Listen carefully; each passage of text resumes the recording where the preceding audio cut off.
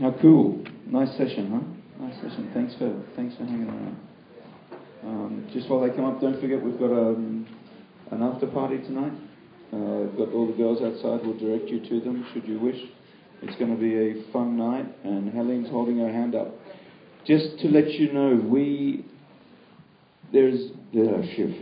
one of the questions asked to me most here, when can we see these films again? Where can we, how do we do it? We started the European Independent Film Channel a couple of years ago. We've only just reinvigorated it with the help of one of the girls here. We're offering all the filmmakers that are in competition the chance for us to put them up on our viewing platform for as long as you want after the festival, promote the hell out of it. Of course, some are still doing festivals and distribution and blah, blah, blah, blah. But if you even want a limited time on the website to be able to show your friends and point them in the direction of these great stories, you really should talk to Helene. Helene's holding her hand up around there, filmmakers. Hey, Helene.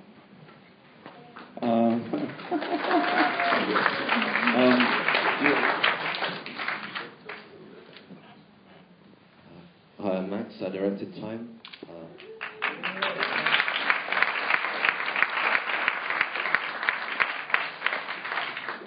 Anything I tell you, you probably saw, but it was a great film to shoot. It was a joy to make. I think.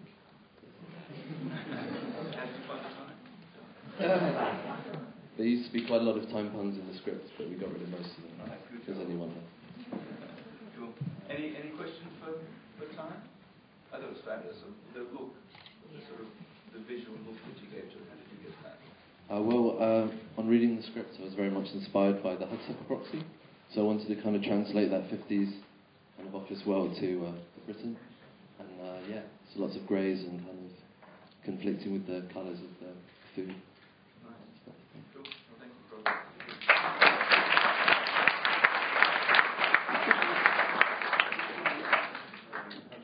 the countryside. Nice. I thought they'd all be at home taking the cows to bed, but it's nice that you joined us. Yeah, sorry. It's a new category for the film festival. This man here made the last film. I know a little bit about documentaries, and I loved it. Loved it. Just absolutely loved it.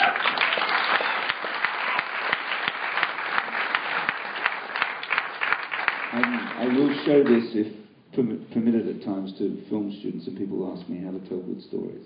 Because it started off here, and it opened and grew and captured you and ripped your heart out. And then the last thing, 2 years to go. 2 years down, 8 to go. How did you find this guy? Take a sip, Oh. There you go. Good place.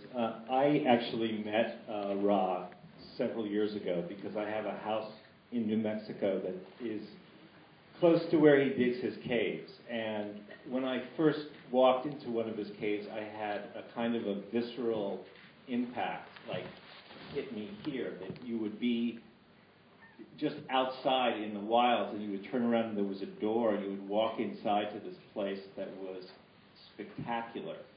And I thought then that, I want to make a film about this, but I don't really want to make a film just about a process.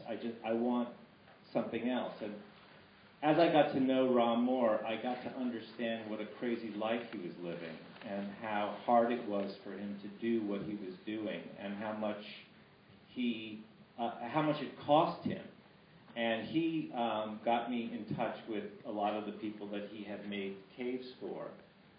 Unbeknownst to him, I would call people up and they'd say, "Oh, you don't want me in the film. I don't have nice things to say about Ra." And I'd say, "Yeah, I'm going to be there tomorrow. That sounds perfect." And so the story grew as I got both sides of how it all came about. And originally I thought that the structure of the movie was going to be, I was going to be there on day one. I was very excited to actually have an opportunity to be there on day one of breaking open a new cave. And I thought, I'm here, this is going to be the structure of the movie, is the beginning of the cave and then to the end of the cave. And that's what's going to shape the film. And then he revealed to me, actually on camera there, that it was going to take him 10 years to do it. And it was like, well, that idea is out the window. So then I ended up just turning it around and making the beginning of the cave the ending of the movie. Any questions?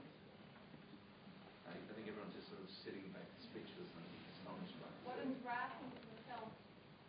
I showed this film to Ra in Santa Fe, which is about 60 miles from where he lives in New Mexico, about a month ago. And he was in awe.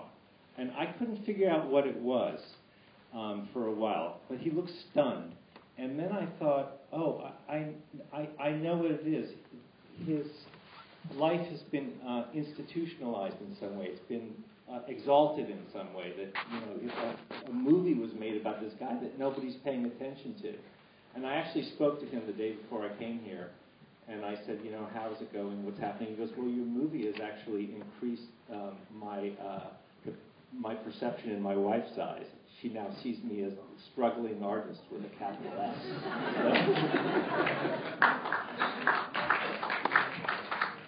How old is he?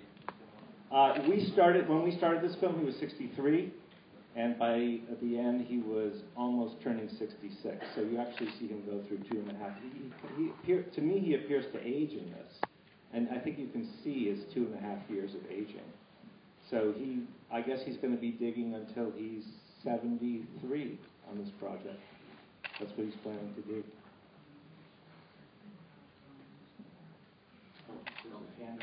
Is this the premiere of this film? This is the premiere of this film, yes. I was very lucky to be invited here, and Scott was extraordinarily generous, as was Sarah and the crew, and it's just a great place to show it.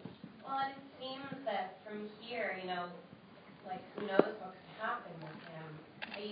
I heard some people being like, it's so shocking that he can't get funding for these things. I mean, it seems so obvious. So, He has a little problem with this last cave here. One of my hopes for the film is that, in fact, this is going to propel him into the limelight in a certain way, and he's going to get the recognition that I feel he deserves, because I think he's as good as many of the land artists that are working around the world right now, particularly in the United States, where it's I think land artists focus. But that cave that he's working on, Magnum Opus 2, is on government land. It's owned by the federal government. So he really just threw caution to the wind, and he said, I'm going to go up there and find my piece of land, and I'm going to make this 10-year project. There's going to be 3 caves on that site there. He just broke ground on the 3rd cave last week. And, he wants to raise a lot of money to do this, because he knows he can't last. He's going to need help. And I said to him, when I spoke to him before I came here, I said, you have to get the Bureau of Land Management to buy into this. And he said, I don't want to do it because they're going to shut me down unless I get a certain percentage of it done. And then it's going to be too far gone for them to say no, and then they're going to grant me permission. And I said, how long is that? He said, 5 years.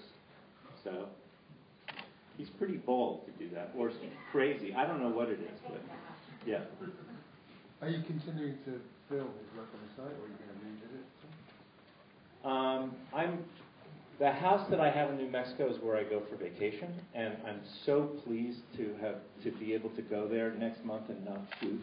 It's been like every single trip in the last 2.5 years I've been shooting, but I do feel like I have to follow the story to a certain degree, and that may be the story of legitimizing his first public work, but I'll see how it goes. I mean, these things really unfold slowly, fortunately, so I can afford to wait and see how it is.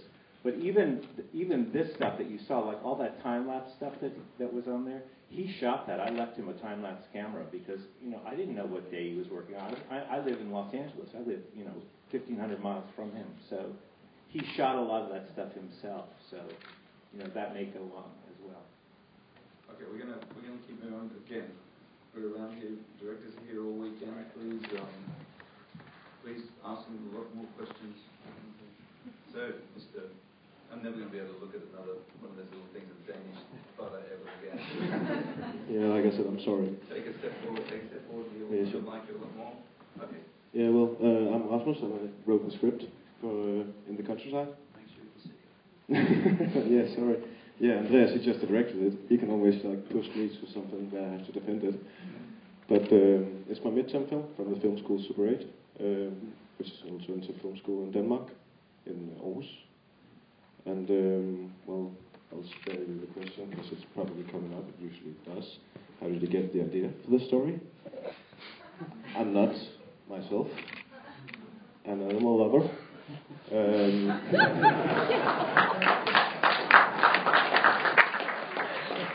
But I grew up in the countryside, and the reason the first thing is I wanted to do like a marital story, a drama film that wasn't set in the big city, because there's a tendency in Danish and also international cinema that people are standing around in the streets in the big city screaming their feelings at each other, and I wanted to change that scenery to something else, but take the problem with it.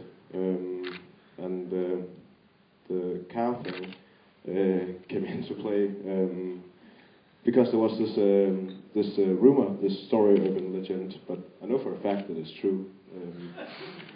A guy growing up that lived near where I grew up was twice caught in the act of seeing a pig. And of course he got a nickname and stuff, and the whole thing is, I never knew the guy, but I've heard it. I heard various stories, and the thing is that he died tragically while actually being drunk performing the Leonardo DiCaprio Titanic move, and that's sort of that tragical comedy that inspired me to what if a guy got caught in the act, and then it evolved into like this 3 or square drama, whatever you want to call it, if you see the cast playing that. But yeah, so I saved you that story. that question. Is there anything else? Oh, it's fine. It's fine. It's doing good. He didn't actually have sex with it. So.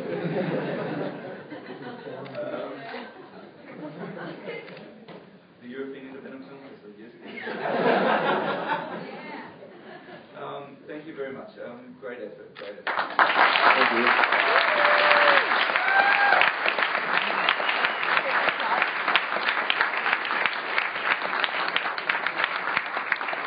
We're just going to, we need to remind you about something, and I'm looking at somebody to roll a thing, close the lights. 38 seconds should be fine.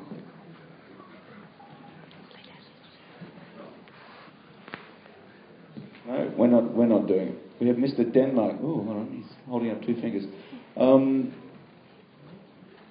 It's daylight saving tonight. We've already played one thing. We'd like to play it again because we find it quite entertaining. But Mr. Denmark up in the control room is... Oh, he's just covered the screen. He's kissed his...